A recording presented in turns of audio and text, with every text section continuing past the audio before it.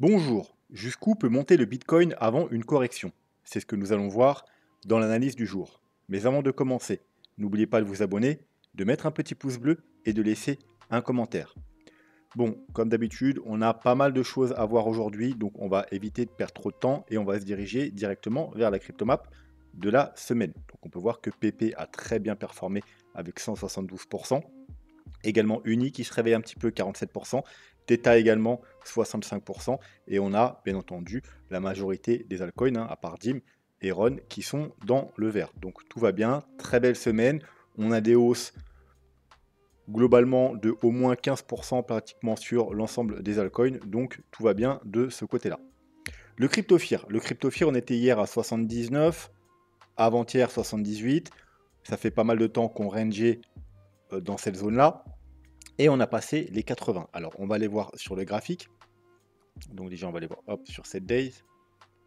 Peut-être pas sur un mois. Voilà. Comme vous pouvez voir, on était pendant tout le mois de février dans ce range, entre les 70 et les 80. Et on a décidé pour le moment d'en sortir par la hausse. On peut voir que précédemment, on était également dans le même range ici. Mais on avait décidé d'en sortir par le bas. Ça nous a donné la correction qu'on a eue au mois de janvier pour aller chercher les 38 000 $, si je ne me trompe pas. Donc comme je vous ai déjà expliqué pas mal de fois, ce niveau-là, c'est un niveau clé, et en général, ça crée un range quand on arrive dans cette zone-là, et si on sort par le bas, on a une correction, comme exactement ce qui s'est passé là, et si on sort par le haut, comme c'est le cas ici, on a une... Alors, bien entendu, il faut s'y maintenir, ça peut être juste un fake out, il faut s'y maintenir au-dessus des 80, mais si on se maintient au-dessus des 80 un certain temps, ça nous donne des poussées haussières extrêmement importantes, comme ce qu'on avait eu. Alors, on va aller voir le graphique. Hop, c'est voilà, par exemple, pendant le dernier bull run, c'était, on va se mettre en weekly, voilà. On a eu cette grosse poussée-là, où on était justement au-dessus des 80, toute cette poussée-là, cette zone-là en septembre et jusqu'au mois de janvier. Et ensuite, pendant le mois de janvier-février, cette deuxième poussée également, on était au-dessus des 80. Donc c'est ce qui peut nous attendre si on arrive à se maintenir au-dessus des 80, c'est-à-dire une accélération haussière et une forte poussée du Bitcoin, probablement pour aller casser la TH. Si par contre c'est un fake out et qu'on réintègre le range, voire qu'on le casse par le bas, il faudra s'attendre à une correction. Une correction, en général, c'est des corrections assez importantes, de l'ordre de 20% minimum. Le portefeuille de la chaîne est à 27 000 $. Je rappelle, c'est un portefeuille qui a été ouvert à 10 000 $ au mois d'octobre. Il a été fait spécialement pour les retardataires, ceux qui n'étaient pas là avant ou qui n'avaient pas eu le temps ou qui n'avaient pas envie de faire du DCA. Donc on l'a ouvert au mois d'octobre à 10 000 $. Il est à 27 000 $. C'est très bien, plus 169, pratiquement 170%. Le Bitcoin, lui, alors on va le retrouver, il y a plus 120%, c'est-à-dire qu'on met une cinquantaine de pourcents en Bitcoin, donc c'est plutôt pas mal. Les grands gagnants de la semaine sur le portefeuille, c'est Coty, qu'on ira voir un petit peu après, Theta, 65%, UOS qui se réveille un petit peu enfin, on ira également jeter un petit coup d'œil rapide, Uniswap également, pareil, qui se réveille, qui n'avait pas performé du tout depuis le début du bullrun. Voilà, alors en termes d'allocation, on a toujours ETH en premier, BTC, BNB, Ordi et Tao qui ont très très bien performé, donc qui représentent une part maintenant importante du portefeuille, alors que de base c'était 1%, Solana et Link qui suivent derrière. Le dollar, donc le dollar, il n'y a pas, on va refaire un petit update, mais il n'y a pas grand changement. Globalement, nous ce qu'on veut, c'est la chute ici, aller rechercher ces niveaux-là. Donc on a commencé une grosse correction, une sorte de bear market ici. On veut qu'il se termine là pour laisser le temps au Bitcoin de finir tranquillement son bull run, puisqu'on a toujours sur du moyen long terme un dollar qui est inversé au Bitcoin. Donc sur le long terme, le dollar est baissier, le Bitcoin est haussier, et à l'inverse, quand il est haussier, on a un bear market sur le Bitcoin, et ce depuis la création du Bitcoin. Donc de là, il y a deux possibilités. Donc on a bien une correction en 3 temps. Donc soit la correction est déjà finie ici, et on est déjà dans cette petite vague C de correction. Donc voilà, on a fait une première vague, un rebond, puis on va faire une vague 2, une vague 3, enfin, on a fait une vague 1, 2, on va faire 3, 4, 5 pour tranquillement finir ça. Ou, deuxième possibilité, cette vague B n'est pas terminée, on l'a fait en 3 temps, 1, 2, et là on va venir chercher tout simplement la vague B. Donc sur du court terme, il ne s'est pas passé grand-chose. On est venu chercher cette zone de résistance, la zone de rechargement de short. On a fait une petite correction. On prend support sur la zone importante ici. On peut peut-être même passer en weekly. Voilà. Sur la zone importante ici. Et voilà. Donc, bon. Il ne s'est pas passé grand-chose depuis la dernière fois. On est toujours là-dedans. Donc, comme je vous ai dit, soit on est déjà là et puis on va continuer à baisser là, soit on va aller chercher ce niveau-là. Sur le Bitcoin, qu'est-ce que ça va engendrer? Eh bien, si jamais là, on monte, par exemple là, on trouve du support, et aïe, là, on reprend hop, une petite correction, et puis on reprend et on va là-haut. Donc ça veut dire plusieurs semaines de hausse. Donc on aura probablement une correction importante sur le Bitcoin incessamment sous peu, hein, donc probablement dans les jours qui viennent. Si au contraire, on est dans ce scénario-là, eh bien, faut probablement pas s'attendre à une correction importante sur le Bitcoin de suite. Probablement, on va d'abord faire une chute et c'est lors d'un rebond important qu'on aura une correction sur le Bitcoin. Mais ça, on va le mettre en application à la fin de la vidéo en fonction des plans Elliott Wave. Vous verrez que chacune des deux plans correspond également à un plan Elliott Wave. Donc, on verra ça en fin de vidéo. Le total market cap 3, donc c'est l'ensemble des altcoins. Donc, on a cassé ce petit triangle. Donc, parfait. On a continué l'ascension depuis plusieurs semaines. On va se mettre en semaine. Et on approche d'un niveau important. C'est quoi ce niveau important? C'est les 0,382. Alors, les 0,382 de quoi? De tout le bear market. Donc, toute la chute qu'on a eu là. Vous voyez que c'est le Fibo 0,382. Hop. Et également, vous voyez, c'était également un niveau là important de support, résistance, puis de nouveaux supports. Et puis, vous voyez qu'une fois qu'on l'a cassé, c'est là qu'on a eu une grosse chute. Donc, on approche, on y est presque. On a quelques dollars, on y est presque. Donc, prudence, on approche d'une résistance importante sur les altcoins. Si on casse cette résistance, il y aura la suivante, c'est le Fibo 0,5. Voilà, également, vous voyez, qui a fait également support et résistance dans le passé, donc niveau important, autour des 700. Et bien finalement, ensuite, il y aura la zone de rechargement de short, mais vous voyez, pour l'instant, on en est encore loin. Donc prudence, on arrive quand même sur les altcoins sur un gros niveau de résistance. On va aller faire un tour très rapidement du côté pour voir à peu près si on va avoir une altcoin saison bientôt. Donc on va déjà aller voir rapidement le graphique de l'Ethereum. Donc l'Ethereum, c'est pareil, on approche d'une forte zone de résistance. Pourquoi? Parce qu'on a, alors là, le rectangle rose, là, c'est tout simplement la target pour les vagues d'Elliott. Donc c'est la target de cette vague 3. Donc première target ici, qu'on a déjà atteint. Vous voyez là, hop, pour l'instant, vous voyez, on a un petit rejet, elle fait un petit peu résistance. Et puis là, la deuxième target tout en haut. Alors bien entendu, on pourrait s'arrêter également au milieu, puisqu'en plus au milieu, on a la fameuse également zone de rechargement de short. Donc vous voyez, tout ça, c'est ce niveau-là où il faut s'attendre à une correction, pareil que le Bitcoin, une correction de vague 4. Mais on pourrait très bien monter jusqu'à 4300 $ avant d'avoir cette fameuse correction. Voilà. Là, par contre, vu qu'on arrive quand même sur un niveau important, entre ici et ici, on pourrait avoir une petite correction, mais petite, une sous-vague par exemple.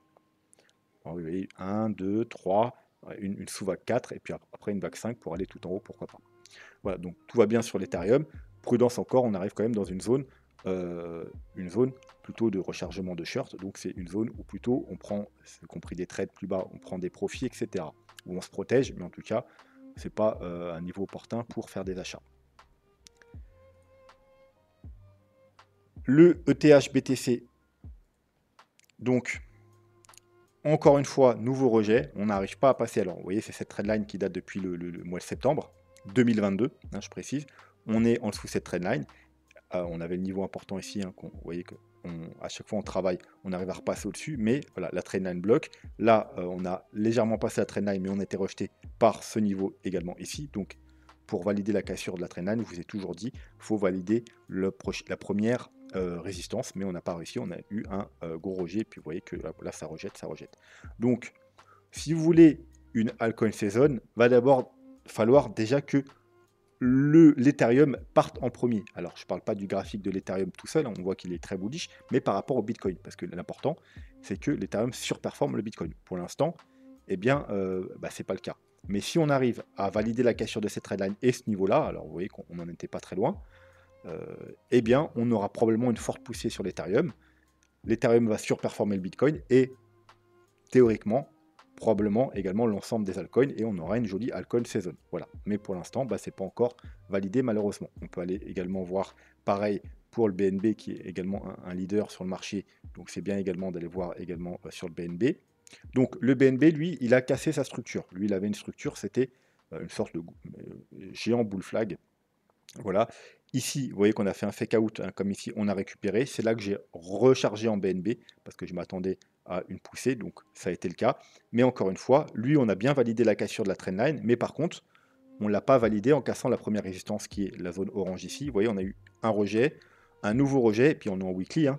Et là, encore une fois, cette semaine, comme l'Ethereum, un rejet. Donc, on n'arrive toujours pas à casser ce niveau.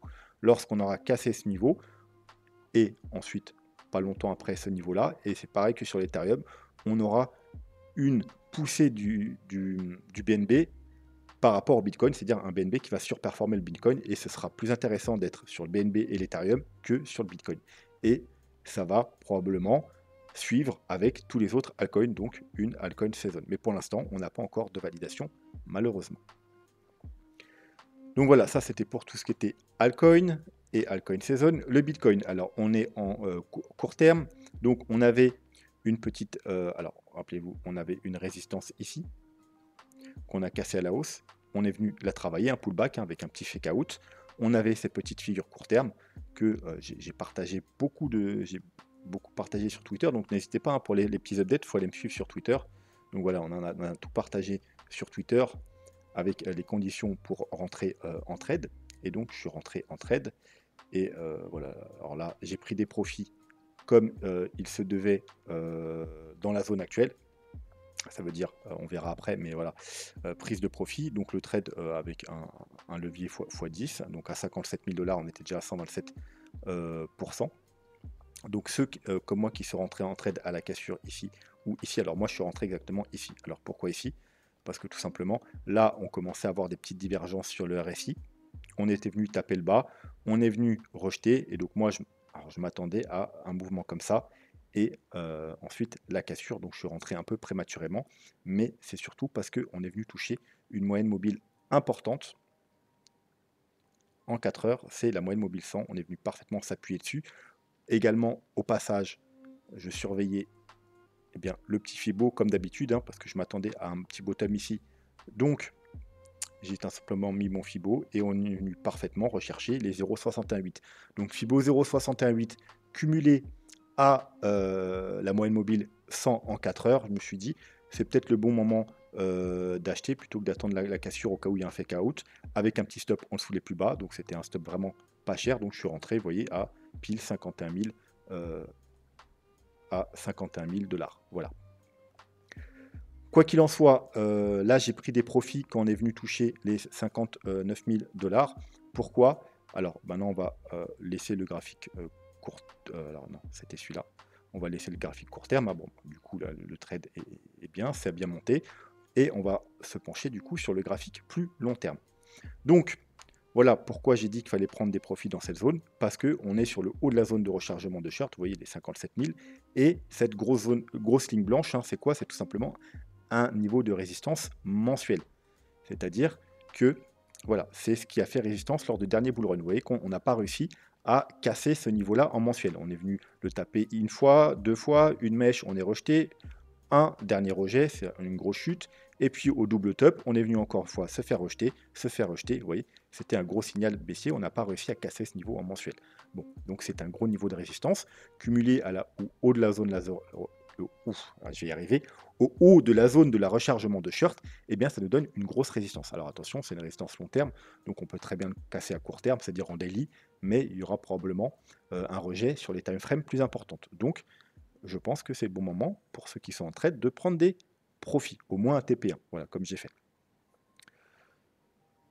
Bon, bah sinon, rien de plus à dire sur le graphique, hein, donc juste prudence, on arrive sur une grosse zone de résistance. Encore une fois, ça ne veut pas dire qu'on va être rejeté de suite. Hein. Alors vous voyez que là, par exemple, là, on a eu un léger petit rejet, puis là encore une fois un léger petit rejet. En plus, on arrive sur une zone psychologique, les 60 000 $. Mais en daily, on peut très bien le casser hein, et réintégrer ensuite. Et en weekly et en mensuel, ça nous donnerait un rejet sur cette zone. Voilà. Et vu que c'est une zone long terme, à court terme, souvent, ça n'a pas forcément d'incidence. On peut la casser pendant quelques heures, quelques jours et réintégrer après. Donc, rien ne nous empêche de monter encore un peu avant d'avoir une correction importante. Ceci étant dit, est-ce que on avait des indicateurs? Non, on va pas avoir d'indicateurs aujourd'hui, simplement parce que il n'y en a pas trop l'utilité. Alors, le seul indicateur qu'on va voir rapidement, ce sera pour Alors, on pourrait en voir plein, mais on va juste en voir un aujourd'hui, puisque c'est pas très important, tant qu'on n'a pas entamé une correction. Alors, pourquoi on ne voit pas d'indicateur cette semaine? Tout simplement parce que on est bullish, extrêmement bullish sur tous les indicateurs, donc ils vont pas nous donner beaucoup d'informations. Et les seules informations maintenant euh, qui vont nous donner les indicateurs, c'est des niveaux de support. Donc pour les prochaines corrections, les niveaux à racheter. Et également, bien entendu, lorsqu'on aura ces fameuses corrections et qu'on aura potentiellement un bottom, ça nous donnera également les validations pour rentrer en trade, par exemple, pour une nouvelle jambe haussière, et surtout pour les traders. Maintenant, bien évidemment, beaucoup plus tard, et j'espère beaucoup plus tard, ils nous donneront également les signaux de fin du bull run. Voilà. Pour l'instant, on n'a pas à s'inquiéter encore. Mais voilà, donc les indicateurs, on va beaucoup moins les voir maintenant, jusqu'à la fin du bull run, tout simplement parce que il n'y a plus grand chose à en tirer, à part les niveaux de rachat sur les corrections, et bien entendu plus tard, les signaux de fin de bull run. D'ailleurs, je ne vais pas tarder, je pense, dans les semaines à venir, quand j'aurai un moment, à refaire une vidéo sur les signaux de fin de bull run, comme vous avez à chaque fois, hein, comme on a eu, alors là du coup, elle n'est pas là, mais je pense qu'elle est dans une playlist, donc d'ailleurs, je vous invite, puisque à la fin de la vidéo, on va aller faire beaucoup d'héliotisme, à aller voir si ce n'est pas déjà fait le tuto sur les vagues d'Elliott. Également, je pense que si vous pouvez regarder dans les playlists, si vous voulez un peu voir, parce que finalement les indicateurs ils vont être les mêmes. Ouais, dossier sur la fin du bull run, voilà. Bah, ici, vous avez toutes les vidéos sur tous les indicateurs qui vont vous donner la fin du bull run. Donc, je vais ressortir une vidéo, bien entendu, pour les nouveaux sur la chaîne, mais globalement, ça va pas beaucoup changer, ça va être à peu près les mêmes indicateurs, sauf que ce coup-ci, on va pouvoir affiner, puisqu'on a un bull run de plus dans les pattes, et on va pouvoir, alors on le sait déjà puisqu'on a fait le travail, mais revoir tous les indicateurs qui ont vraiment été du coup performants par rapport à mes analyses, et ceux qui l'ont été un peu moins. Voilà, donc on va pouvoir encore un peu plus affiner ça. C'est pour ça que je referai une ou deux vidéos sur la fin du bull run, mais c'est pas pressé. Donc en attendant, ceux qui sont curieux, vous pouvez toujours aller voir ces vidéos. Bref, donc n'hésitez pas à taper dans les vidéos, il y a toujours des vidéos intéressantes, soit dans les playlists, soit sous les vidéos. Et pour ceux qui veulent soutenir la chaîne, vous pouvez bien entendu utiliser les liens d'affiliation, ça vous donne des bonus, et moi également. Donc là, vous avez toutes les plateformes que j'utilise moi-même, que ce soit pour trader ou pour l'investissement dans les cryptos, et vous avez également Trade des Républiques, pour moi la meilleure plateforme pour investir dans les marchés traditionnels. Et je dis bien investir parce que le nom est trompeur, c'est une plateforme qui sert juste à investir. Voilà, et pour sécuriser les cryptos, vous avez un lien pour Ledger. Voilà, ceci étant dit, avant de passer au plan Elliott Wave, alors non d'ailleurs, je devais finir ça. Donc en daily. En daily, alors comme je vous disais, les indicateurs maintenant ils vont nous servir à savoir où c'est qu'on va pouvoir aller pour les prochaines corrections. Donc on va juste aller jeter un petit coup d'œil au moyen mobile vu qu'on n'a pas encore entamé une correction, mais c'est juste pour vous montrer un exemple. Donc ce qu'on peut voir, c'est que dans les précédents bull run, eh bien les corrections, une fois qu'on est dans la dernière phase, hein, alors au début, vous voyez, c'est toujours mouvementé, mais une fois qu'on est vraiment dans la dernière phase haussière, dans le bull run à proprement parler, parce qu'on va essayer de différencier bull market, bull run. Hein. Un bull market, c'est un marché haussier. Donc le bull market commence quand le bear market finit, c'est-à-dire au bottom. Hein. Le bull market a commencé au mois de décembre, janvier 2022. Et c'est ce que j'arrête pas de vous répéter depuis le mois de décembre, janvier 2022, on a trouvé un bottom et qu'on est dans un nouveau bull market. Le bull run, on pourrait dire que c'est la phase finale du bull market, la phase vraiment où on a voilà, une forte hausse avec des corrections assez faibles. Et on est déjà également dans cette phase-là. Alors pour ça, c'est simple, j'ai juste vous effacer ça. Voilà, parce que au cas où il y a des nouveaux sur la chaîne, hop là, voilà. On va prendre juste 30 secondes. Hein, voilà. Pour moi, un bull run, enfin, depuis la création de Bitcoin, les bull runs se font en 3 phases. On a la première partie, c'est une première hausse. Ensuite, on a une longue consolidation pendant plusieurs mois, voire un an. Voilà les rectangles blancs que vous voyez ici. Et puis ensuite, une fois qu'on a cassé cette zone-là, eh bien, on a la dernière phase du bull run, c'est-à-dire la phase vraiment exponentielle, enfin, du bull market. Donc, on va dire, pour parler, le bull run. Pareil, première phase de hausse, longue correction et dernière phase du bull market, donc ce qu'on appelle le bull run. Pareil ici, première phase de hausse, longue consolidation, donc deuxième phase, et troisième phase, le bull run à proprement parler. Et bon, pareil ici, première phase de hausse, longue consolidation, et une fois qu'on a cassé ce niveau, donc les 31 000 $, on entre dans la troisième phase du bull market, donc dans le bull run à proprement parler. Donc si vous voulez vraiment savoir les choses, on est en bull market depuis le mois de décembre, janvier 2022, et puis on est en bull run depuis, donc la dernière phase du bull market, les 31 000 $, donc depuis le mois d'octobre 2023, le moment où justement nous on a fait des achats, le portefeuille sur la chaîne, c'était un petit peu avant justement, c'était vers ici, voilà, au démarrage, hein, vers le début octobre, hein, donc juste avant qu'on casse cette zone. Au mois d'octobre, voilà. C'est pour ça qu'on a créé le portefeuille ici pour les retardataires. Ceux qui avaient loupé le début du bull market, eh bien, vous n'avez pas loupé le début du bull run, la phase la plus importante du bull market. Voilà.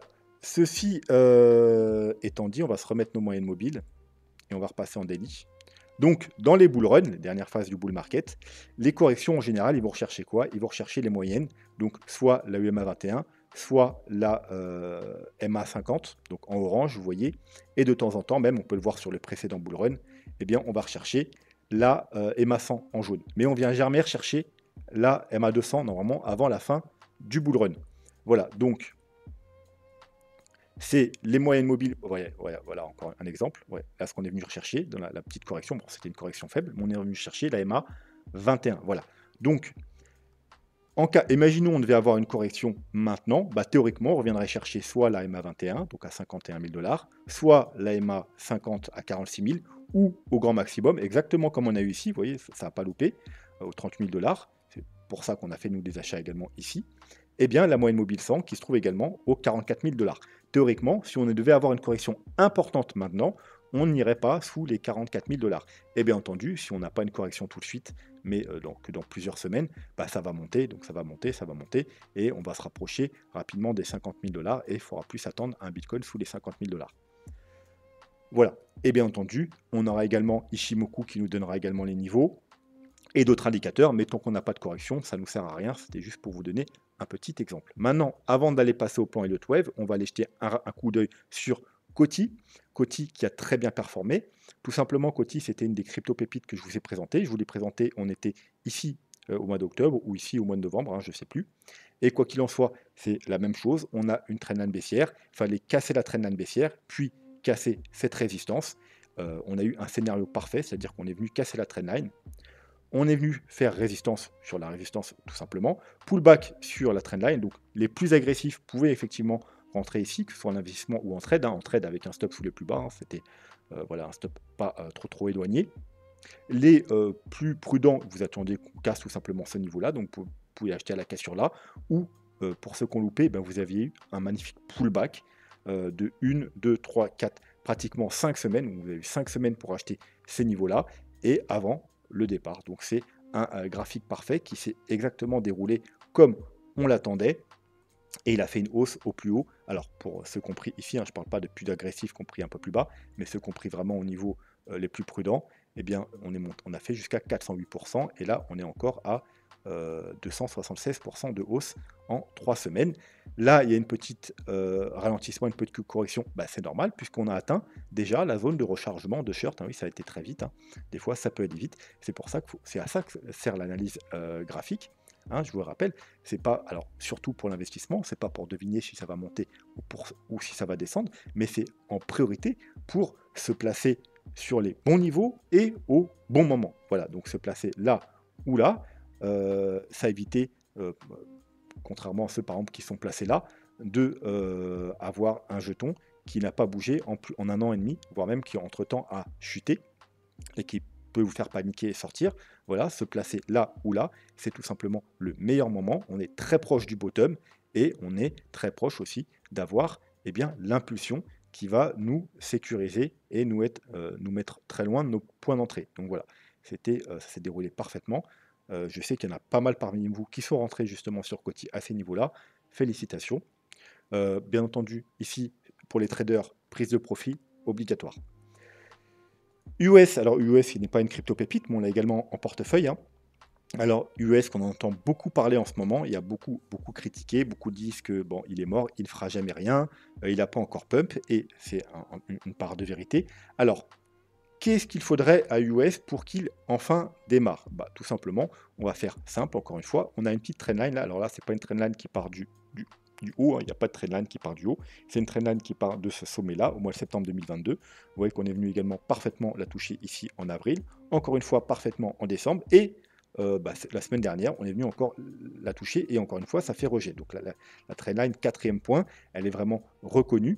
On a un niveau ici, alors là, on se dit que bon, le niveau, il n'a pas l'air d'avoir, il n'est pas très propre, tout simplement parce que c'est un plus gros niveau, c'est un niveau mensuel. Voilà, un niveau mensuel. On peut voir que on est venu s'appuyer dessus ici, hein, qui a fait un rebond, et puis on l'a cassé, et puis depuis, il a joué résistance, résistance, résistance, résistance, résistance, même malgré une grosse mèche, rejet, on revient le chercher, résistance, rejet, résistance, rejet. Vous voyez, donc depuis qu'on l'a cassé au mois de novembre 2022, eh bien, il joue le rôle de résistance en mensuel. Donc si on arrive à casser ce niveau, donc les 25 centimes en mensuel, et par la même occasion à casser cette trendline, elle, c'est une trendline en weekly, donc les 30 centimes. Donc si on arrive à casser les 25 centimes en mensuel et les 30 centimes, et les 20 et 30 centimes en weekly, l'un ou l'autre d'ailleurs, eh bien, on aura probablement une forte poussée haussière de l'US. Si par contre, eh bien, on est rejeté, eh bien, on pourrait voilà, continuer à ranger encore un certain temps. Voilà. Maintenant, on va passer au plus important. Alors, avant ça, juste 2 secondes, je vais boire un petit coup d'eau.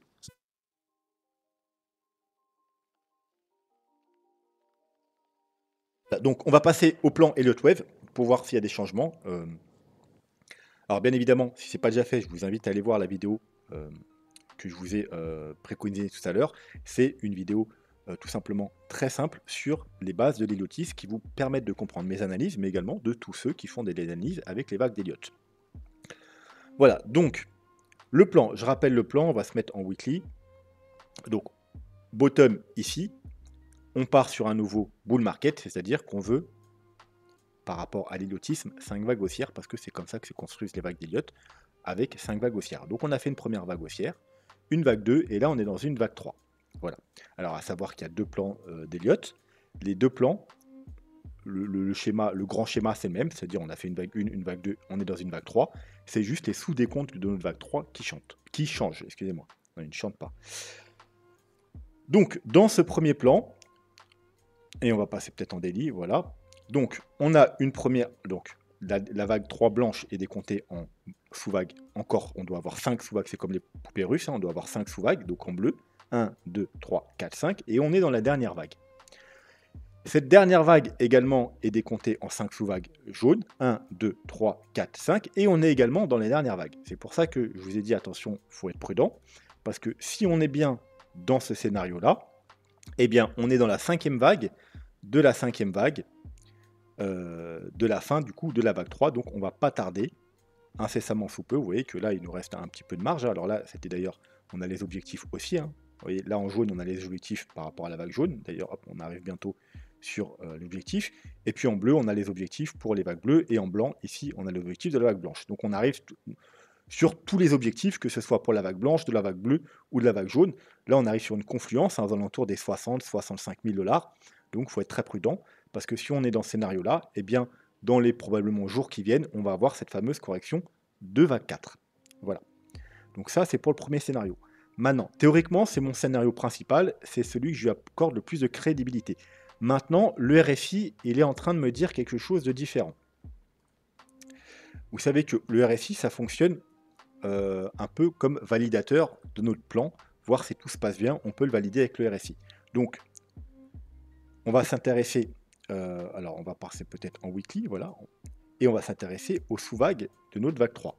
Et ce qu'on peut voir, c'est que moi, mon scénario, une vague, 2 vagues, 3 vagues, 4 vagues, 5 vagues. Donc tout va bien, sauf que comme vous le savez, la vague 5 doit être en divergence par rapport à la vague 3 sur le RSI, c'est-à-dire que ça doit être plus bas.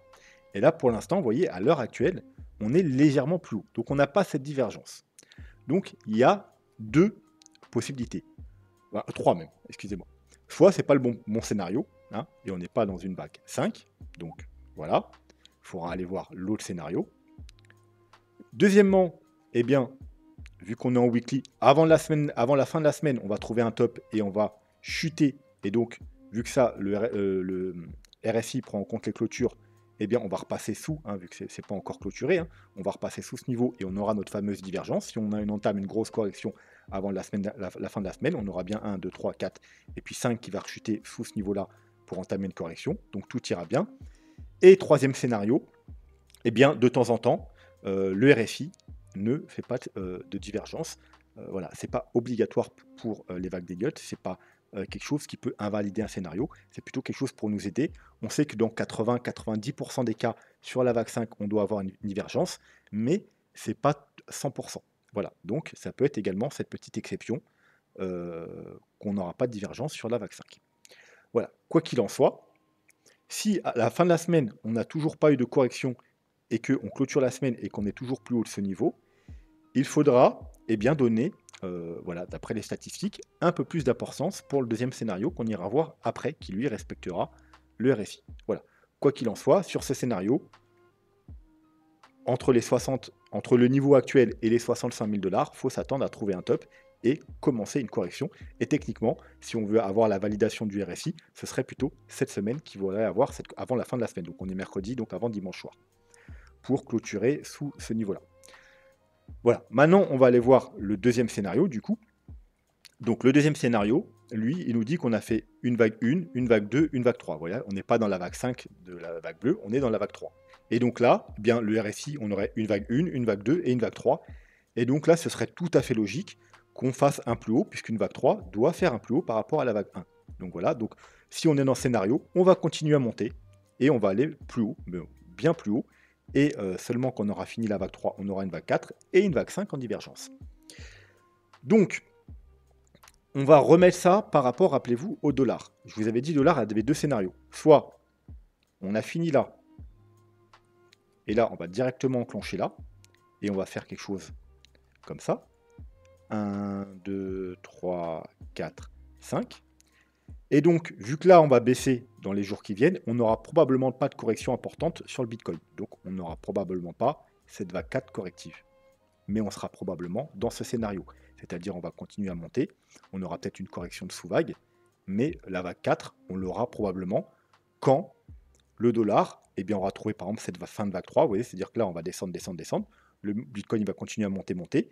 Et quand on aura trouvé cette vague 3, on aura une correction de vague 4, et pendant cette correction de vague 4, eh bien, le Bitcoin fera également, alors lui ce sera une correction haussière de vague 4, le Bitcoin nous fera sa correction baissière de vague 4, mais vous voyez, dans plusieurs mois probablement. Et au contraire, si on est, alors on va effacer ça maintenant, dans ce scénario-là, c'est-à-dire que là, on n'a pas fini et qu'on va faire,